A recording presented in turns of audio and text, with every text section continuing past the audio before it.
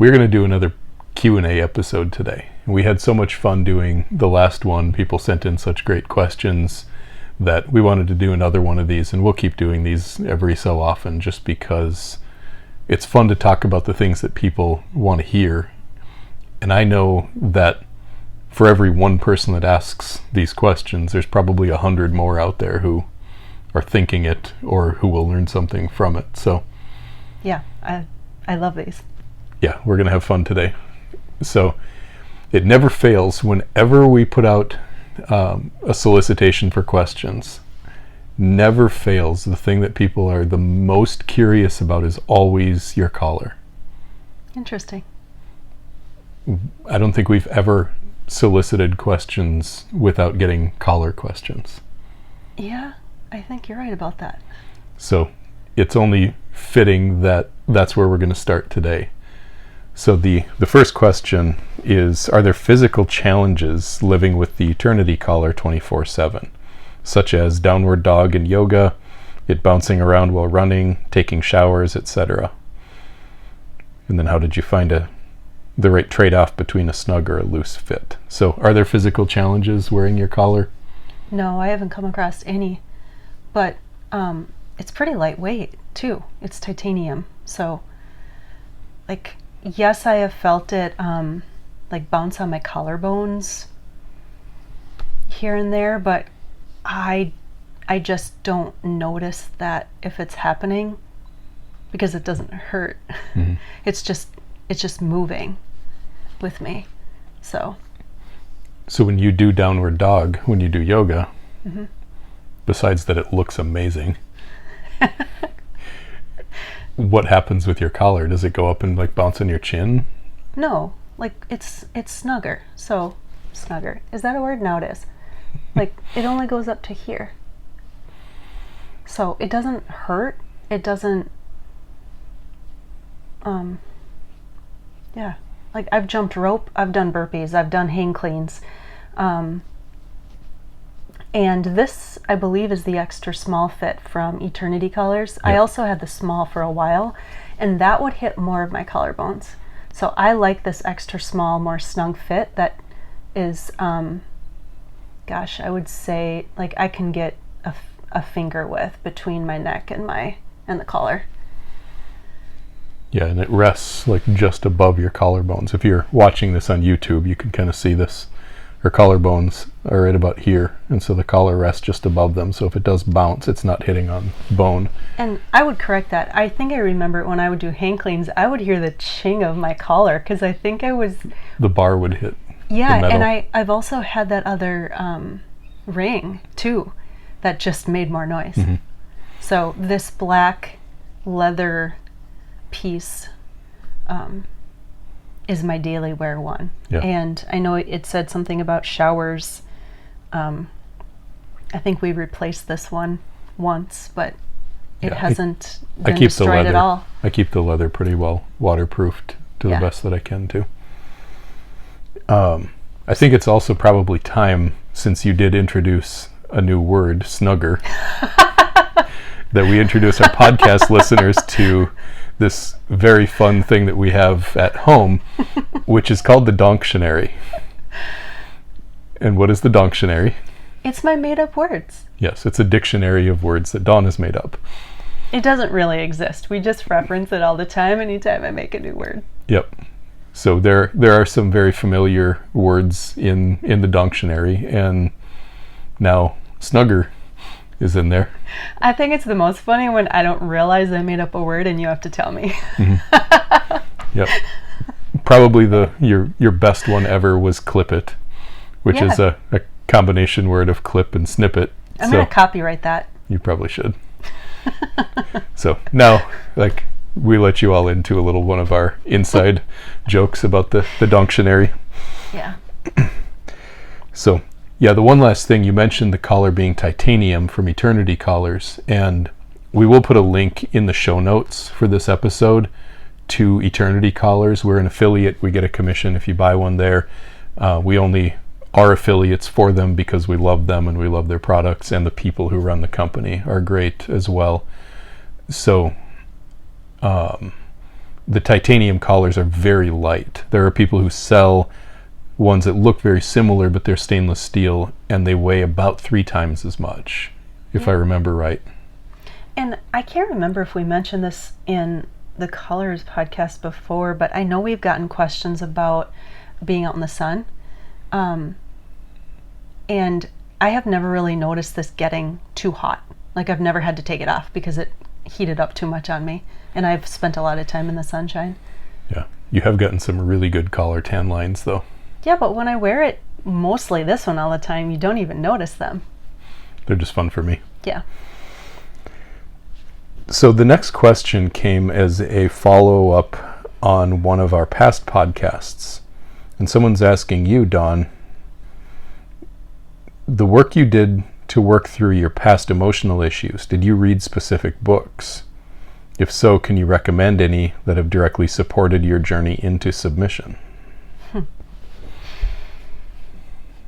I will answer this one, and then I want you to give any commentary because I only remember so much of what I've read, because I've read a lot of books, but it's mainly fiction now. But I do love this question because I understand where it's coming from, because at the beginning of this journey, all I've known was like, to learn something, I had to read something. I mean, that's what I did all in school. Gain knowledge, and then you have knowledge. Yeah.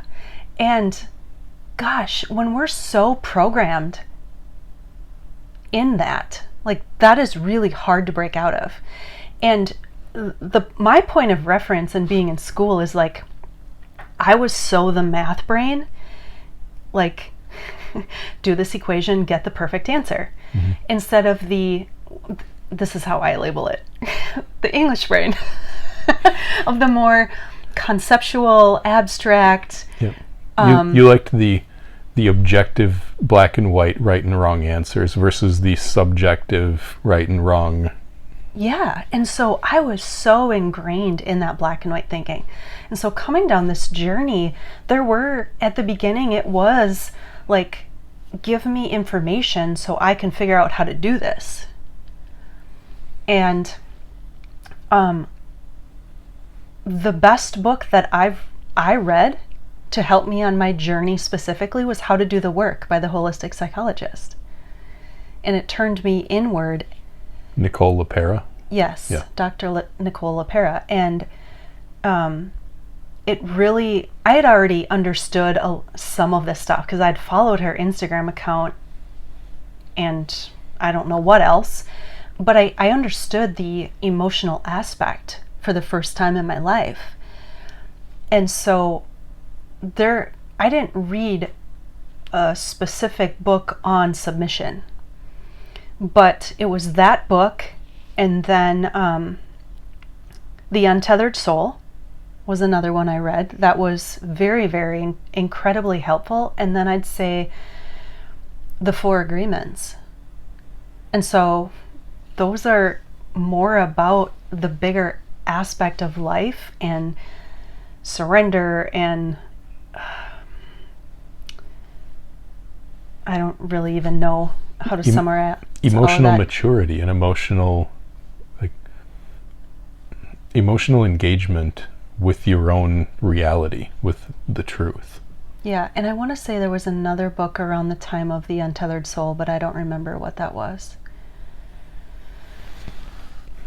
Yeah, so to your point, and to the person who asked the question here, thank you for it.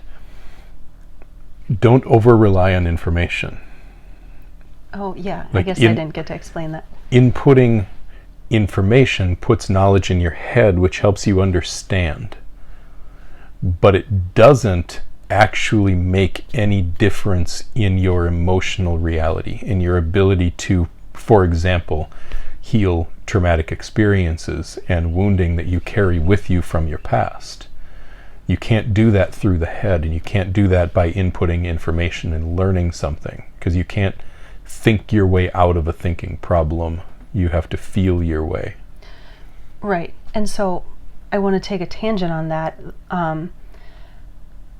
Like, the emotional experience of life is accessed through the body as the feminine. And so I had to let go of the trying to understand everything from my mind and really connect with my body. And that is how I've come to be where I'm at today. Of course, along with your guidance every step of the way. Not through the mind, it's been through the body. And the knowings from the body are not the same as intellect from the mind. Right. And the difference between knowing in the mind and knowing in the body is like the difference between reading something and having the knowledge. Like if somebody asked you the question, you could give the correct answer because you know the thing. Mm-hmm. But knowing in the body is just, it's a felt sense of trust and understanding that it just, you know exactly what it is and it feels like you know rather than you just think you know. Yep. I use the example sometimes of how deep a knowing is like the knowing that gravity exists. Like if you hold something up and you drop it, you don't question for a second that it's going to fall. And that is the depth of knowing that you can get to through the body, that you can never get to through the mind. Like if you had never experienced gravity, I could explain it to you, you could think you understood it, you could list out and write out what it does, but you wouldn't actually know what it's like to drop something and have it fall until you've experienced it.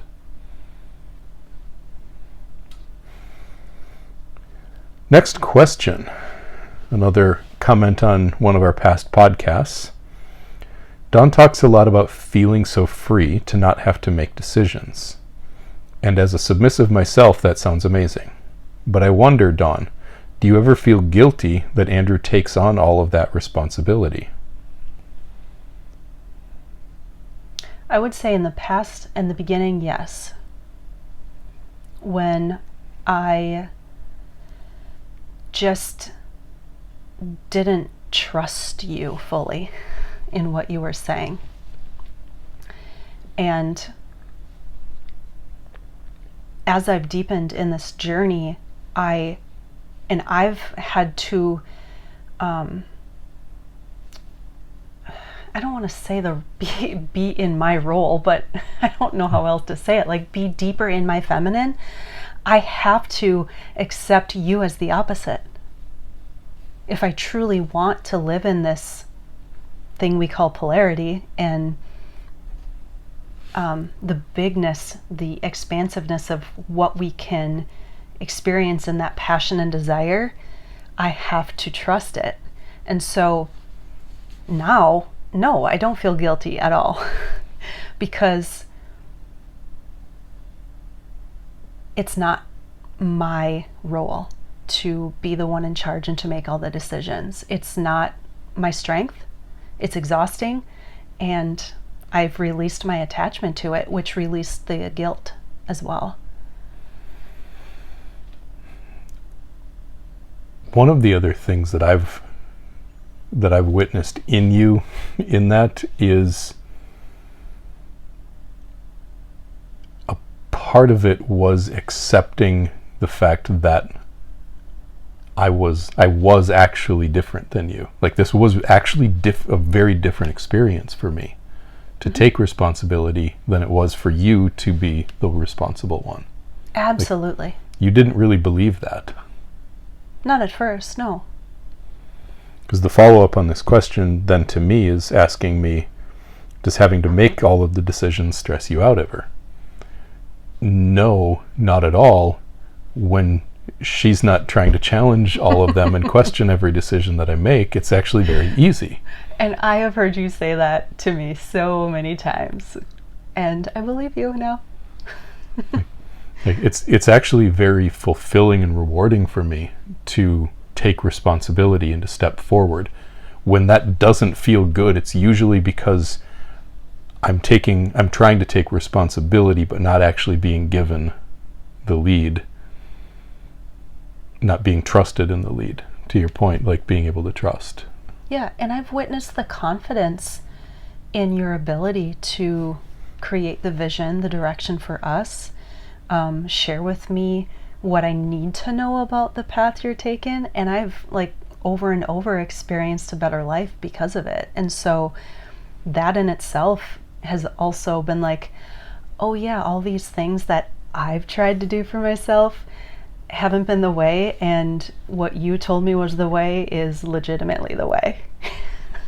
So no, I don't want to make the decisions.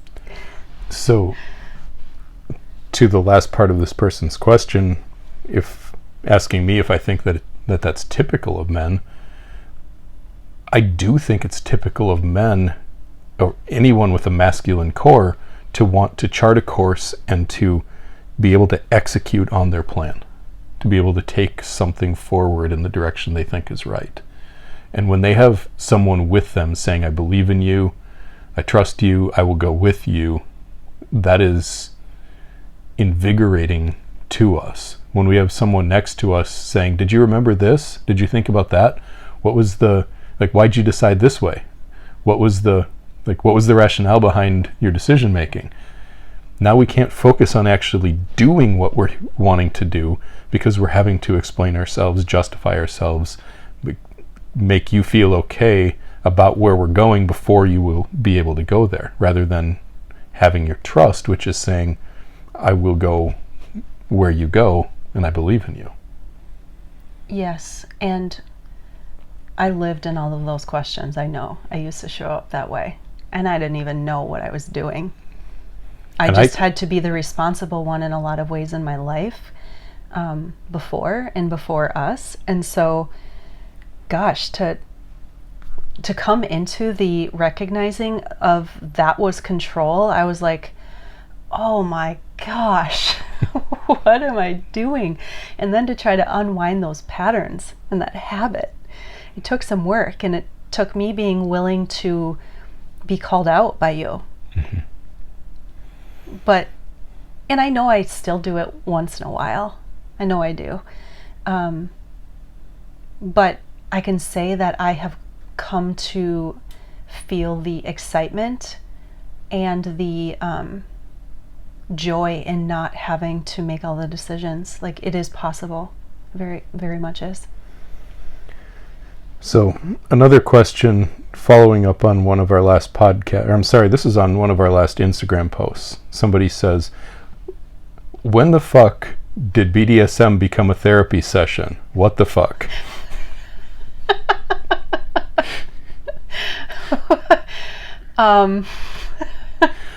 What is your response?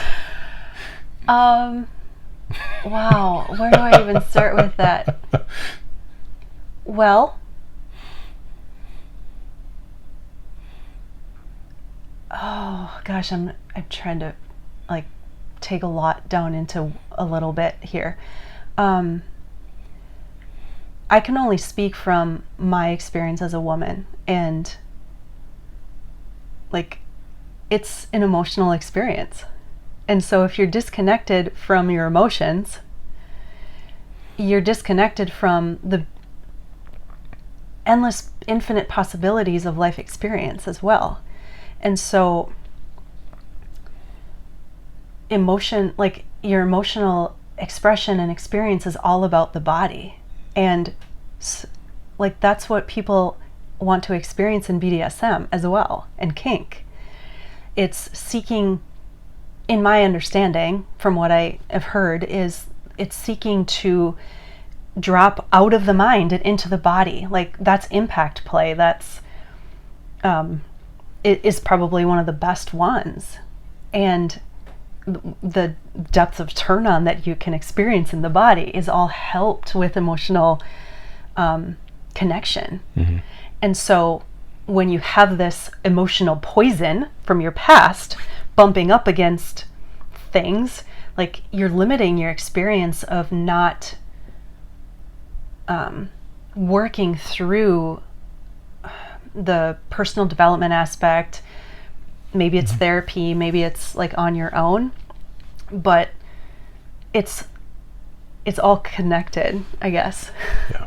And I can see a question like that coming from someone who sees dominance and submission. BDSM is just like a game or a kink or something very superficial that lacks any meaning or depth or relationship, and it's just about role play or fantasy or whatever. Like, engaging on any sort of an emotional level for someone who engages with this lifestyle at that level makes no sense at all. Right. And if that's where they play and that's where they want to stay, that's fine. But this is never going to make sense. What we do here, what we do in our relationship, what we talk about on this podcast and in our Instagram posts and our courses is never going to make sense to someone who's only wanting to engage in dom sub play, BDSM play at a surface kink role play kind of a level. Right.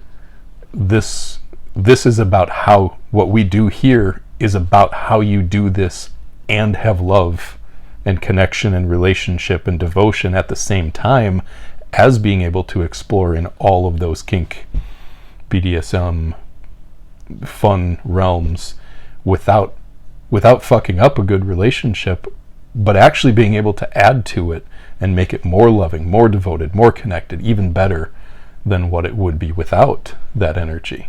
Right. So, Mr. Whatever your Instagram username is, it's not so much about it being a therapy session. It's about being able to bring emotional awareness to dominance and submission to make it something that's a whole lot better. You might want to give it a try. You might have some fun. Next question. I'd like to hear more about what trustworthiness is like in a dom. I believe trust is a huge component. So what does trustworthiness look like in a dominant man to you, Dawn?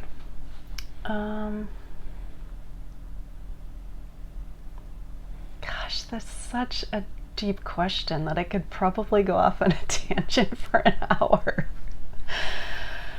But if you're looking at a person and you were trying to determine, is this a trustworthy person? Well, you can't look at someone and determine if they're trustworthy. You have to have experience with them. And so, does he say what he's going to do? Or does he... I said that really funny. Does he do what he says he's going to do? Does he Yes. follow through? Yes. Does he have integrity? Does he have confidence in his own strength? Does he have humility? Mm-hmm. Is he connected to his heart? So all of those things is what I have experienced in you, but I've also had to learn how to trust myself before I could fully trust you. Yeah, and we've talked about that at length, but what I've really seen in that from you, like in feeling your trust build for me, has been your ability to speak up, to say what... Exactly. That's the trust I've had to build in myself. Mm-hmm. That if something doesn't feel right, I will speak up. If you do something that rocks me, I have to speak up. And also, like, trust myself to share all of my emotional expression with you as well. And yeah, I think the deepest part for me was learning how to trust myself. And then it became much easier for me to trust you because I experienced those qualities in you. So, yes, integrity, responsibility, humility, like following through on commitments. Strength and confidence in your own abilities. Confidence, yes, those are all characteristics of a trustworthy yes. person in general, a dominant man, your ability as a submissive to speak up and to trust yourself that you are going to share what's going on with you. And I think the third piece to that is that you have to be able to trust. You have to have the capacity to trust. Otherwise, you can always find your ego can always find a reason not to trust someone if it wants to look hard enough. Well, I will say that everybody has the capacity, but are you willing to do the work to drop the walls that you've built around your heart? Yeah. And this is another, back to when the fuck did BDSM become a therapy session? You cannot do this on any kind of a deep level if you haven't healed your inner pain, right. Both the dominant and the submissive. It's always going to be trauma bonding. It's going to be coping mechanisms. It's going to be some unhealthy version of relating without having done the deep work on yourself. Right. And that impacts trust as well. It impacts the ability to be trustworthy. It impacts the ability to trust someone else. It impacts the ability for you to have internal self-trust. All of it matters, and that's why we continue to come back to this idea that you have to heal your traumas. You have to heal your inner pain and be willing to face it and stand there in it. Even when, and especially when it hurts. Absolutely. So I hope that was helpful in learning about what it means to find trustworthiness in a dominant. The next question, I'd love to hear your input on this one first. Is it possible to have a family and a DS relationship? Absolutely. I think it is a very important display of the love and devotion that is possible, that can be in a relationship between a man and woman. And I can see it, if you're asking that through the question that dominance and submission is closer to the BDSM aspect of kink, I can understand why it's how do you do that? But my surrender to the bigness of life and surrender to my soul, my submission to you, is one of the most incredible, it is the most incredible piece to my life. It's made me who I am. And so I wish we would have had this a long time ago, because it's been life-changing. And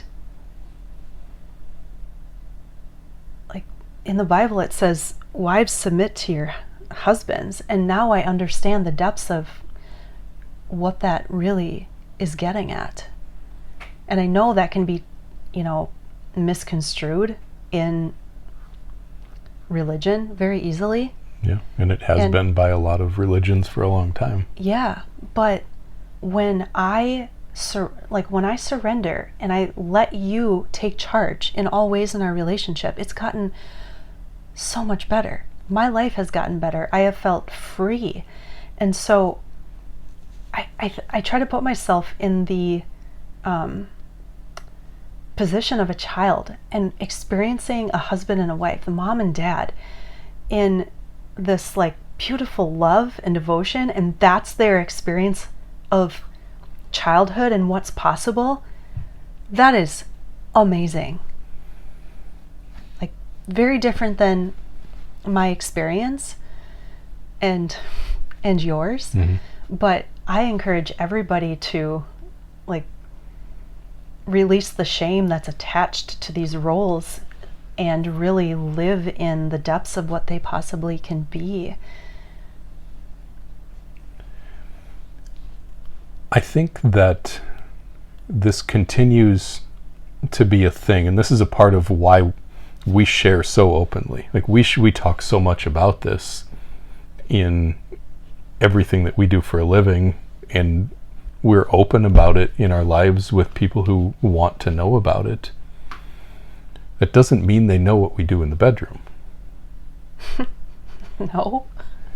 But there's a lot of assumption that like those lines have to be crossed in order to be 24/7. Like your entire sexuality has to be on display at the Christmas dinner table. Mm-hmm. What anyone who knows us and sees us gets to see of our relationship is intense love, passion, devotion, care, respect. Like, this woman doesn't touch a car door.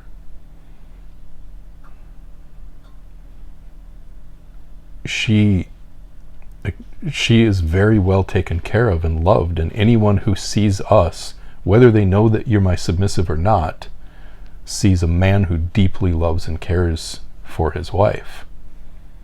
And that care is only strengthened in me and my desire to give it to you because of how much I receive back from you, because of the energy of your submission and what it gives to me.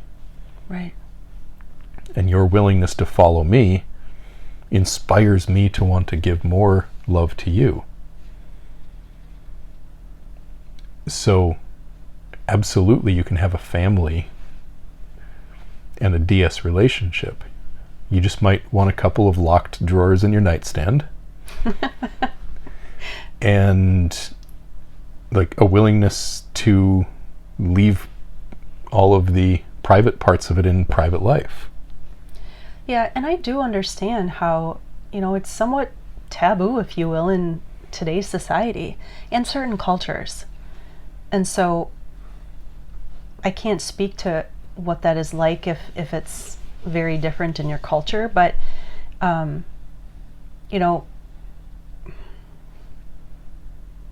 don't live for anyone else. I'm going to live my best life, and I've experienced a better life through submission. So I'm not ashamed of it at all. It's something that I really love that we get to be an example for people, is how much of our dominant submissive dynamic that we get to share, and that we share every day with lots of people. And nobody knows what we do in the bedroom. No. And they won't get to know. There's actually one of the questions that I didn't even put on our list today, but I'm going to bring it up now just because of that conversation. Someone asked, do the two of you, quote unquote, play with others? You don't get to know that, or anything else that we do, because we get to have a private life. Yeah. And that you get to have a private life and still be dominant submissive and have pieces of your relationship that are just between the two of you, even if it's 24/7. Sometimes the two of you may just have your own little secrets or your own memories of fun that you just had, and you might be smirking at each other across the Christmas dinner table, but that's just between the two of you. Mm-hmm. So the next question was, it's come up a couple of different times in different contexts, so I'm kind of combining these questions into one, but with the level of connection and the amount that we rely on each other.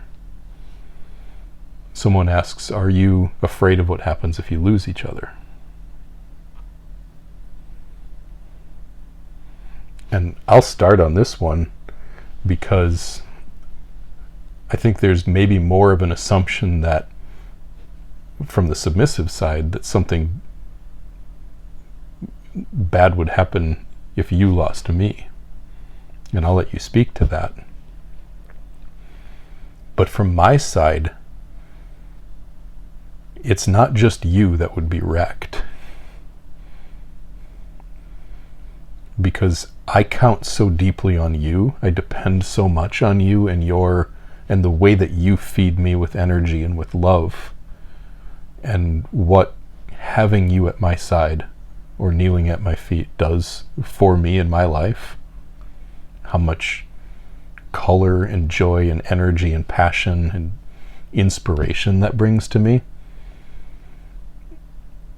I would be absolutely wrecked if I lost you. And I don't think I would ever be the same. Because this is, as much as from the outside, dominance and submission looks like I'm bossing you around. And that is in the realm of the physical and the visible and what people can see. I'm leading and you're following. Like, I'm ordering your food for you. I'm telling you where we're going, what time we're leaving, all of that kind of thing. So it's very visible the ways that you submit to me. What's not so visible is the ways that I count and depend on you on the emotional side of the coin. How really vulnerable my heart is to any time that you might lose connection with me, and how much I count on that, and how much it hurts when we lose it. So, yes, I'm terrified of losing you, and at the same time I would never hold back how much I would open myself to you, just because I'm afraid I might lose it someday. I don't want to limit my experience of how good life can be just because someday it might not be so good. I'm going to enjoy what's here right now.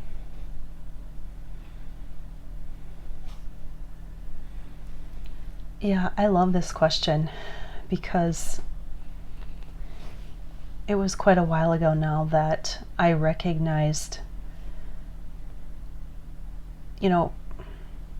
we said in our relationship a long time ago that we still choose each other every day. Mm-hmm. We're married, but we still choose each other every day. It's still a choice. A marriage contract, whatever, license, is not, it's signing a piece of paper.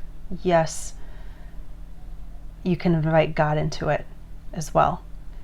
But what I did back then on our wedding day is very different than the commitment that I have to you today, and my experience of you and of the love that we share. And the deeper that I've gone into this, I had to come face to face with different ways that I've clung to you and felt like you are mine to have.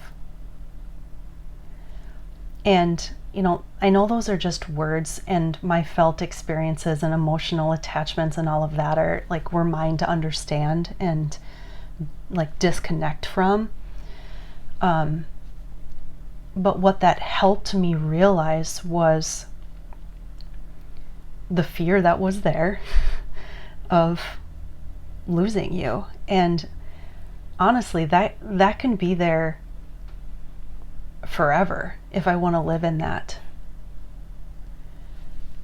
Because I would feel lost without you. Incredibly. I also know that you've done what you can do to provide for me beyond if something happened to you. But I also trust in God, in the consciousness that I've connected to through you and beyond. And I know that I would be protected, I would be provided for. I don't know what it would look like. It's not mine to know. And if I choose to live in the fear and the worry, I'm only limiting, like you said, the possibility of what we can truly experience together. If I limit my vulnerability to the amount that fear wants to hold it to, we don't get to dance in this aspect of life together as big as it can be. And so, does the thought come to my mind, what would I do if I lost you? Yes, but I don't feel the fear in my body about it. I trust that I would be protected, I would be provided for. I do have a brain that I can put to use in ways that I don't have to right now. And I do have other people that I can go to and rely on if I need to. I think that question, which usually or almost always comes from the submissive side, does come out of some semblance of a fear of like losing themselves, losing their own capability, losing their own ability to take care of themselves by counting on or depending on someone else. Mm-hmm. And in some ways, I guess this comes back to the question about trust and trustworthiness and the ability to trust. But it also gets at something a little bit deeper too, which is when you fear losing someone because you count or rely on them, what you're really saying to some level or at some extent is that you don't believe in your own ability to handle yourself. That on some level you think that something about you, like there's a codependency to it, I think, that in the question, in the way that it comes a lot of times, like an assumption that this level of connection requires unhealthy codependency. And depending on someone, really counting on someone, is not a codependent relationship. It's much more vulnerable than that. Yeah, I think that term is getting at more of along the lines of a trauma bond. Mm-hmm. And like through this relationship, through love and devotion, you can evolve beyond that, from codependency to interdependency to true dependency, to connect to the depths of the spiritual aspect of life. Mm-hmm. And you don't lose that. I wouldn't lose my connection to God if you were the divine masculine. I'm connected to the heart of God. And you wouldn't lose your capability of like going to the bank, ordering some checks, or going online and using bill pay and paying the bills, and like figuring some things out for yourself. Right. Just because you don't have to doesn't mean you can't, or that you forget how. Right. So to end this Q&A episode, I want to do something a little bit different. And I want to give our listeners and watchers a little chance to get to know a little bit about us on a more personal level. So tell us, Dawn, what is your favorite kind of wine? Just like type or beyond? Whatever. Okay. Well, I would say I like something along the lines of Zinfandels and Cabernets, because I like a nice bold flavor and some spicy notes to it. And yeah, that's what I've experienced through those two types the most. Yeah, especially the cabs that are grown in a little bit warmer climates, and Zinfandels.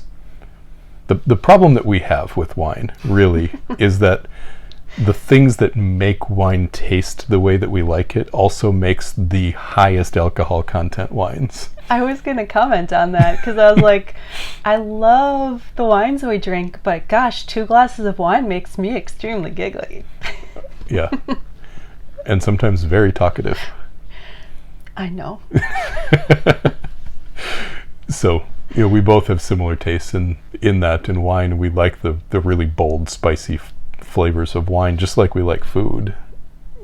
We like very flavorful things in general. I like depth to what I enjoy in food and drink. Yeah, and something that is really important, I know, to both of us is, like, we're quality over quantity people when it comes to alcohol, when it comes to food, when it comes to a lot of things. I would rather drink way less and have very good, or eat something way less but at a high quality. I would rather have a high quality pizza than a low quality filet mignon. Yeah. Absolutely. So what is your favorite thing to cook? Oh man, I don't know if I have a favorite. I just like being creative with it and coming up, like, I love going out to a restaurant and experiencing something I really like and then finding a way to recreate it for myself and make that on the regular menu. And so I love pasta dishes. I love making risotto.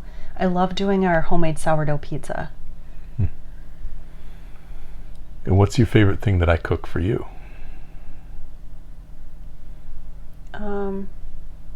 Meat. Just meat. Well, you cook steak and pork chops and pork tenderloin and some good brisket, a good pork shoulder. You cook most of the seafood. Yeah, we both definitely have our specialties. Yeah, I feel like so far in my adventures, there's more ways that I have found to be creative with the things that I cook than meat, because I like the simplicity of meat too. It's not like, hey, I want to cover this in sauce, because then you're messing with the flavors of just a good quality steak, in my opinion. I think far and away my favorite thing to cook is really anything I can barbecue. Like, I love making a good brisket, a good rack of ribs. And I love sharing that when I make it. I love being able to witness other people experiencing what it is that I've cooked and been able to create, because I don't cook with barbecue. I don't barbecue with barbecue sauce at all. I tried to make the flavor of the meat the best that it can be, and I love watching other people enjoy it. Yeah. What's one of your favorite things that I cook? Your Cajun pasta is pretty high up that list. I just made that up myself. And the chicken wild rice soup, yeah, that you make is amazing. And I know that no matter what, one way that I can always make you smile is to compliment your cooking. I love when you enjoy it.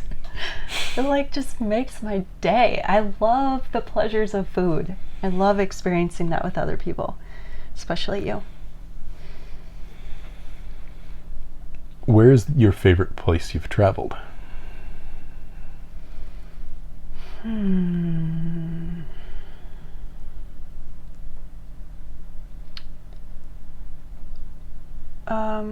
Gosh. I loved Hawaii. I would love to go back to Hawaii. And I loved experiencing the drive around tour on the Big Island in the convertible and all of the different climates on that one island. I would love to do that again and spend more time than we had. Maybe do it in more than a day. Yeah, that trip was tops for me too, especially because that's where I proposed to you. Yeah. On the Big Island on that trip. So yeah, that will always hold a special place for us. Yes, that whole trip was incredible. And so the one last little get to know us question that I wanted to answer for our listeners and viewers is what is this that we are sitting in right now? And this, for those of you watching on YouTube, especially, you can see that our background from the first several episodes of the podcast to now looks quite a bit different. So what are we sitting in? I think I did mention this on the last one, but we are in our fifth wheel camper. It's a Grand Design Solitude, and we have spent over half the year, like last winter and then now this winter, living in this thing, to experience a better climate during winter than back home. Yes, because we live way up north where you get into the negative 20s and 30s Fahrenheit in the winter and lots of snow, and we like to be outside. So once we were able to and life at home allowed, we started hitting the road early October in this thing, and we live wherever we park it, usually for a month or two at a time, and travel around, eventually with the desire to find a different place that we can call home that allows us to be outside more than 5 months out of the year comfortably. Yes, I look forward to finding that someday. So if you really love where you live, if it's a beautiful climate where you live and there's the ability to like be in nature with lots of peace and quiet, and you'd like to suggest a potential future home for Dawn and I, where we can drag our camper somewhere in that area and check it out, let us know please in the comments. We would love to have our eyes and minds open to new ideas of where we might make home, of something we might not have thought about. Including another country. We just can't take our camper. We could probably get it to Canada, but that's north. That's too nope, cold. Not going there. So if your suggestion is Canada, no, Yeah. no thanks. And I'm not going to see if it floats. So Nope. yeah. So we're probably not going to Cuba. No, not in a camper. So thank you all for watching and listening. We appreciate you being here with us. And if any of these questions helped you, please share with us in the comments. If you have questions for us that you'd like to hear us address in a future Q&A episode, please leave those for us. Some of these questions came off of comments from our last Q&A podcast. So leave them in the YouTube comments. We'd love to hear, and we appreciate you watching and listening. Thank you.